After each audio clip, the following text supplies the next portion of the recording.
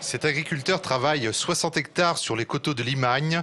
Son père, 90 hectares. Une terre riche, souvent difficile à labourer, qui produit du blé, du maïs et du tournesol. Deux exploitants qui, ce jour, prennent un peu sur leur temps pour recevoir un recenseur agricole. Est-ce que vous avez irrigué au cours de la campagne? Non. Non. Muni d'un ordinateur portable, l'enquêteur va enregistrer toute une série d'informations sur l'exploitation. On recense les terres qui sont travaillées, on recense l'élevage, les animaux, et on recense également les modes de travail de la terre, de fertilisation et les populations. Une enquête approfondie où l'enquêteur a besoin d'obtenir des réponses précises. Le contact humain est donc primordial.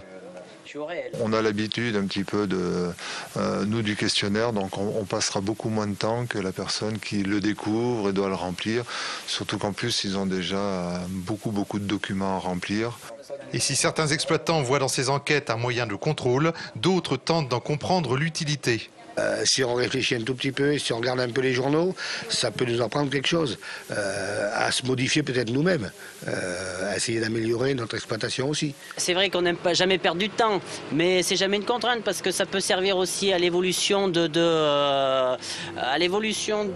métier, savoir comment le métier a évolué depuis 10 ans, savoir comment peut-être essayer de préparer l'avenir, savoir qu'est-ce qui va se passer dans les 10 ans à venir avec ce qu'on sait depuis le recensement, ce qui s'est passé.